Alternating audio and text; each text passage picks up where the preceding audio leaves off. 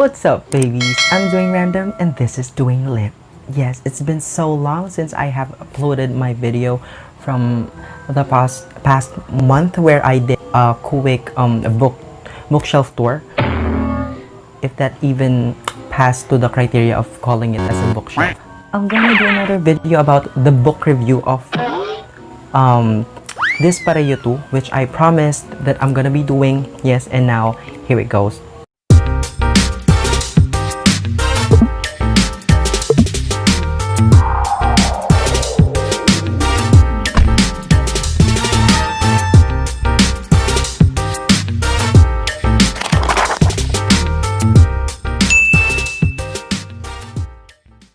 Right after finishing book 1 of Dispareo, I tried my best to finish the second book for this particular update, but because of some school stuff that I have to prioritize, and I'm sorry about that, it's just now out of all these months that I'll be able to talk about the book 2.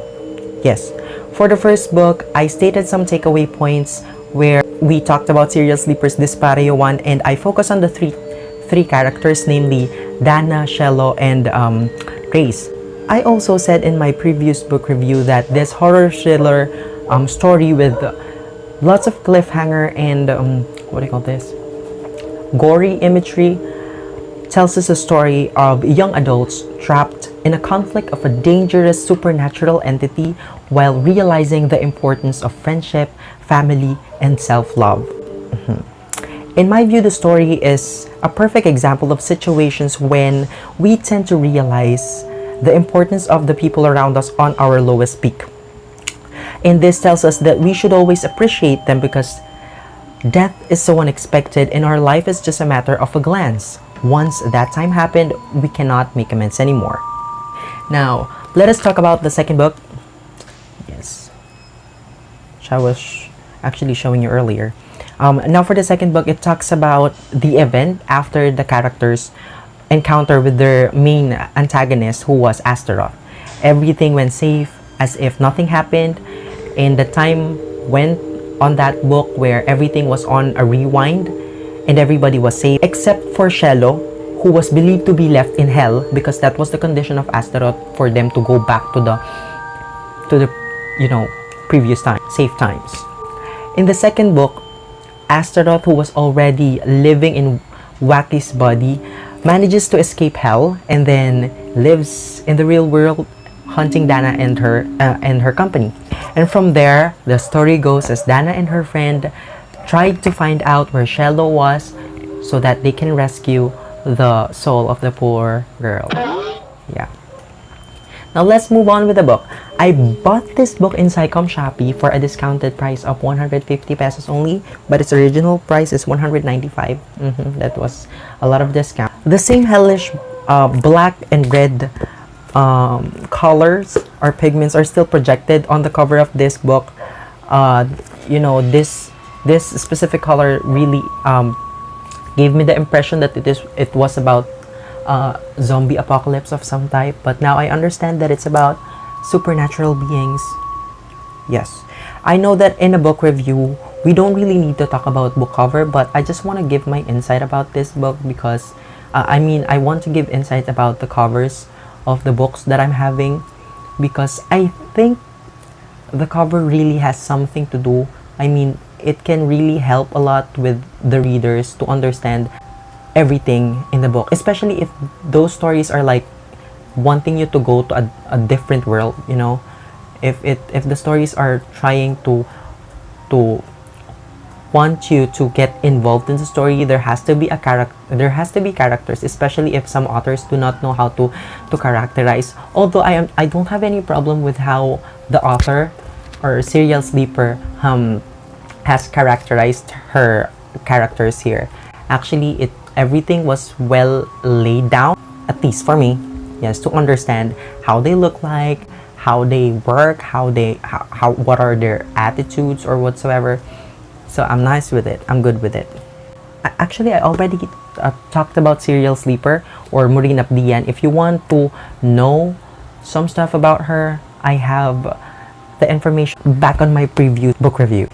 Before I move on with my takeaways for this second book review, I think I have to give you non-spoiler gist about the story. Let's roll it.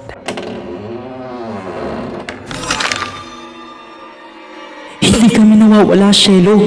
Nagtatago kami. Patay na silang lahat sa taas at kami na lang ang natitirang buhay. Yung mga nandun, hindi na sila tulad ng dati. Hindi sila titigil hanggat hindi nila tayo nakapatay lahat.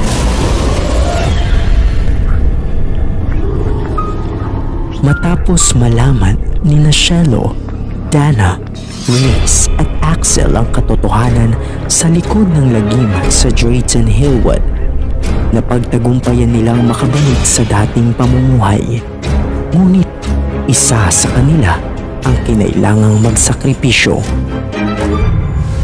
Sa pagbabalik ng mga magkakaibigan sa dating anyo ng mapayapang Drayton, nawawala naman si Shelo at pinaniniwalaang naiwan siya sa impyerno bilang kondisyon ng kanilang kalaban na si Astaroth.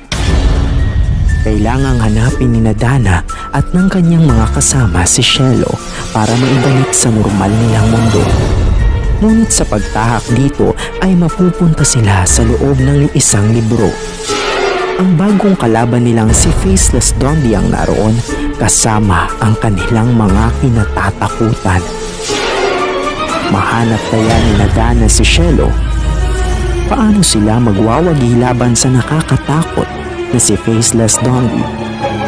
At ano-ano ang mga dapat nilang lagpasang kinatatakutan?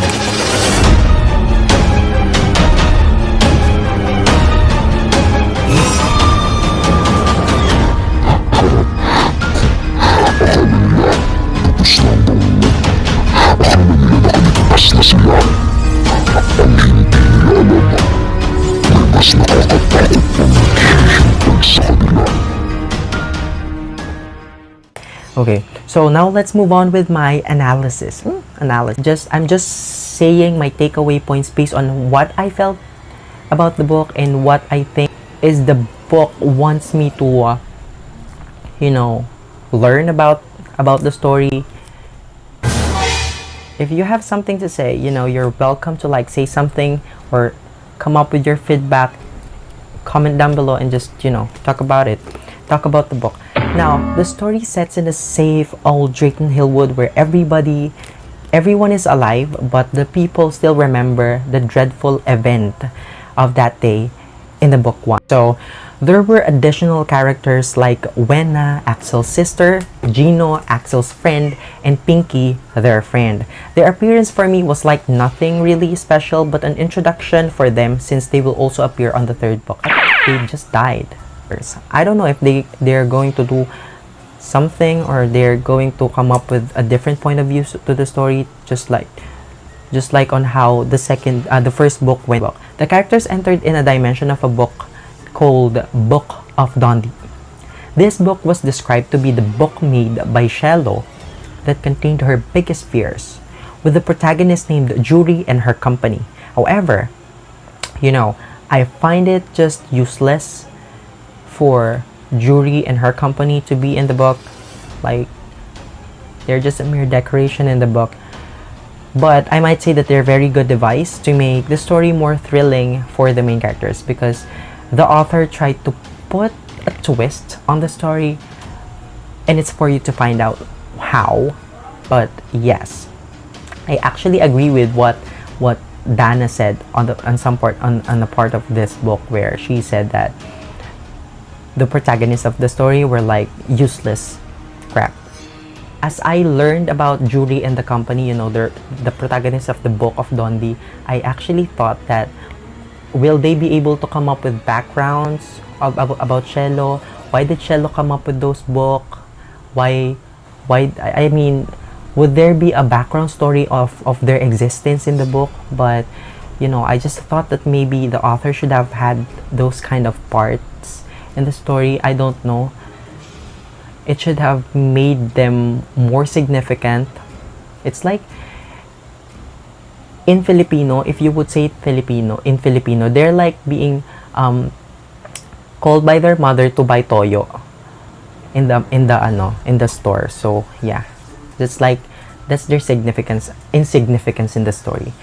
The first 1 to 10 chapters were like the introduction part where it's very slow pace, but the slowness of the progress of the story is enough for the reader to learn what's happening in the book 2 and what will happen next. It's a good device for us for me especially to predict what will happen next.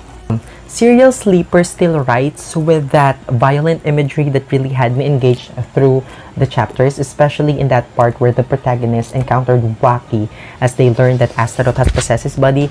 Then I was like asking what will happen to them. It's like, you know, you're fighting with a supernatural being and you're just an immortal being, and you're just an immortal character. You were made by the author without any powers or whatsoever. You don't even know where you're in. So it's really like asking God to make intervention just for you to win the game. So yeah, when they learned that Wacky was actually Astaroth, I was really frantic and asking myself, how would the events turn for them? You know, how would it favor for them if they don't have any powers? They don't even know how to fight Astaroth. The only thing that they know is like trying to get salt, creating circles, and like live there for a long time. In this book review, I want to emphasize my understanding on the meaning of the conflict of the book 2. This book is about the Book of Dundee. Dana and her company suddenly entered in a book which they called as the Book of Dundee. Based on the story, it was a book made by Shello. She made up those characters, and this book inspired by Shello's fears. So, as the characters unknowingly entered this book, they agreed that this book is the product of Shello's life fears. This book is about fear. And also, I want to emphasize page 140 where the story implies police brutality and violations of the Bill of Rights. I felt like this book is like saying something about something. It may be a coincidence about the Philippine issues of those reportedly extrajudicial killings and stuff, even in America where police brutality are also reportedly alarming.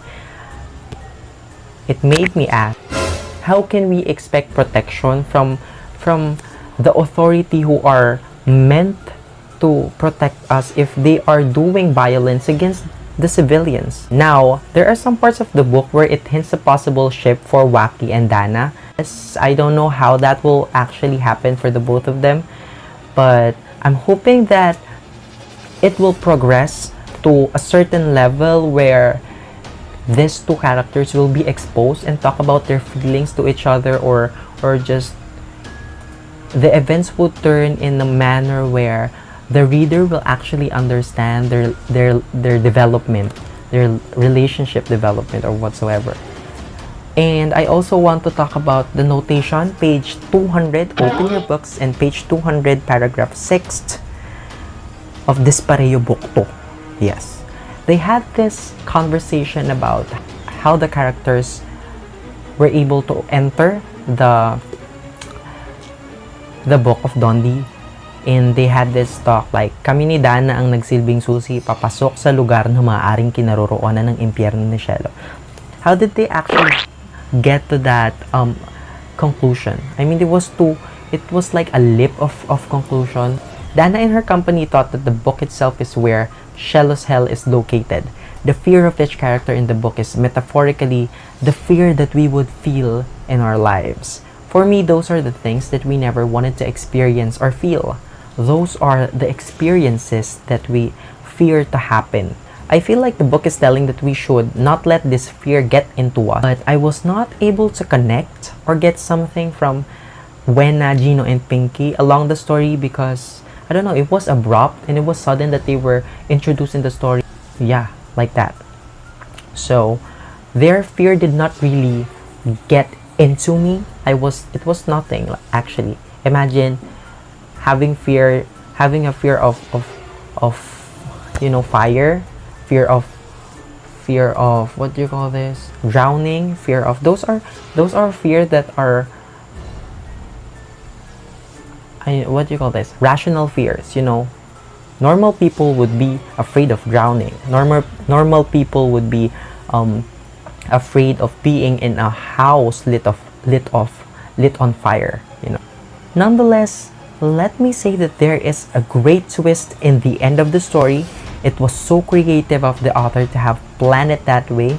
Because of that twist, I thought that Dana is the key focus of this book. I mean, we are going to talk about her in this book review. Yes, I tried to ask myself about fears in life, just like what the characters did in the book as they entered the story of Dundee, faceless Dundee, and realized that life is full of fear, and some of them are those small fears, rational fears. You know, we have different fears. We have varied level of coping up with these fears.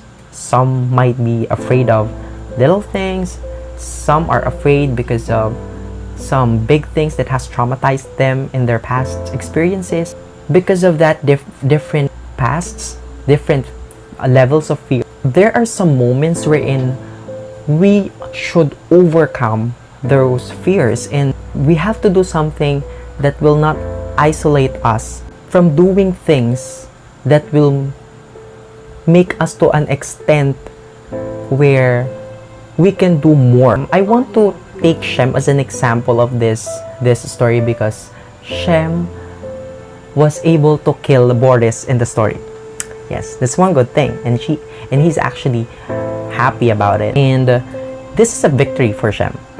He was able to kill his fear, literally kill his fear, who was Mang Boris. That is one thing that makes his fear different from the other fears of the character.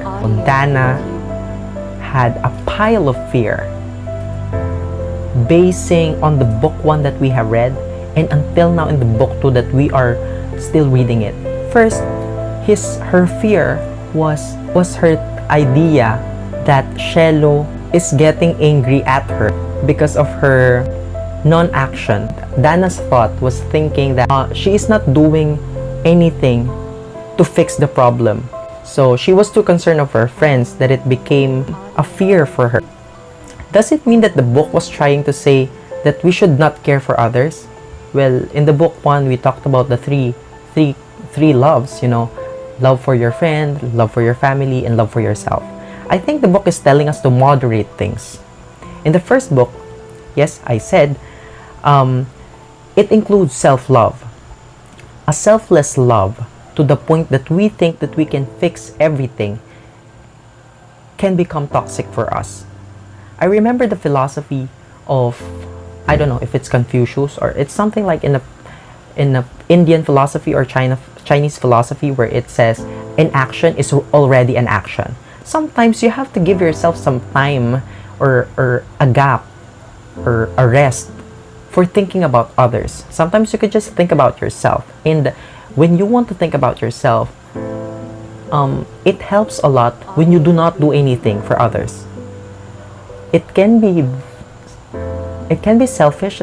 You know, my point of view right now is it can be a bit selfish, but the more we think of our problems or fear means we will feel more pained and stress. You know, because I'm trying to connect this to the real life situation, and from that book,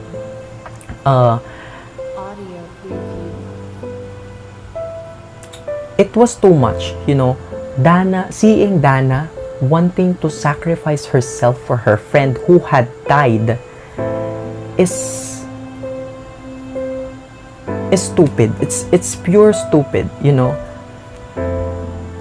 It means there are things in life that we could just let go. That's my point. And we could just move on instead of instilling so much worry in our heads that will just make us unproductive. It's been a month since Dana was already doing her life, you know. She tried to do exercises, she had some gym sessions, she studied very well.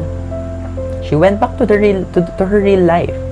But because of her guilt, because of her too much value to Cielo, and because of their past encounter from the book 1, it made her fearful. Dana is very interesting because her level of friendship to other character is to the point where she is willing to sacrifice herself. She is a character of selflessness. Everybody needs to be selfless. But the turn of the events when she was trying hard to fix the problem was not actually healthy. You know, even for people in real life, we have to find a boundary of where we can be a friend and where we can let things happen if it happens. Sometimes we tend to think like we were not able to do enough, and we punish ourselves with that kind of guilt that we have inside us. So now let's move on to the last part of this segment, which is lines that sting. I was able to extract at least two because it's so hard, and I'm in a tight schedule right now. So let's move with the first line.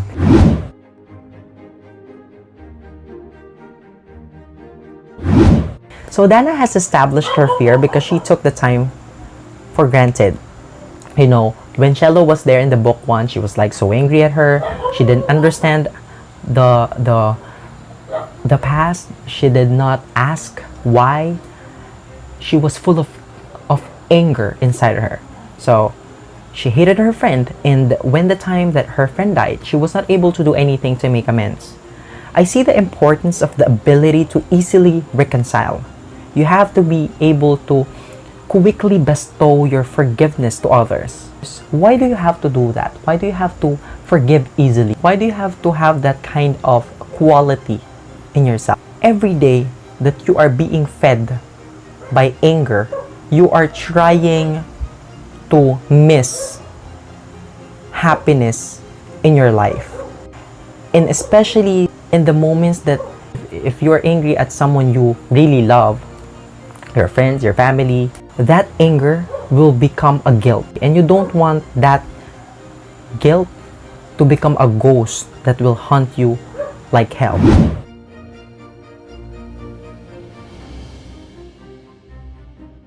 So that's a good line actually, because it summarizes the friendship that Dana maintained throughout the story. Dana's portrayal is so selfless. On a brighter side, yes, I think Dana's determination to find Cielo in hell was a symbol of solid friendship. Yes, it was a symbol of solid friendship. And that, I think, as a person who did not actually, of course, I have friends with me, I have friends on social media. You know, personally, I don't really belong myself in a specific group. You know, I don't really have a specific group or a specific friend. I have lots of countable friends, few friends, of course. You know, I cannot connect to that point. You know, I'm not the kind of person who would really sacrifice everything just for a friend. Sorry, I just don't connect with how Dana is so stupid with her activities, with her actions in the story. So, but that's one good enlightenment to me. You know, there are really friends. There really are friends whom I know. Maybe personally I cannot do that, but there are friends of mine who would do that to me. You know, if you are going to read a lot, or if you will try to read deeply on these books, I really love how Serialsleeper incorporated moral lessons to her horror story. This book is actually recommended for those book lovers who want to recollect their experiences about friendship in this book too. So now let's have a quick recap. I feel like this book is trying to tell us that our fear should be addressed once and for all. Dana's determination to find her lost friend, although I view it as her weakness, is also a lesson that we will never find out our potential to do something if we just let our fears isolate us from our goal. The character's determination to take the sacrifice on finding their friend is heroic and at the same time something that will definitely bring us away to the first book's lesson, which was self-love. Yes, it was in conflict a bit. I guess selflessness can either be an advantage and a disadvantage on some points of our life. And lastly, as you end this book, I just want you to like do a quick message to your best friends, yes, and thank them for everything. Recall how you were able to have your challenges. I just want you to like talk about the first days when you met. Message your friends. Please subscribe to my YouTube channel. I am Dwayne Random and this is DwayneLit.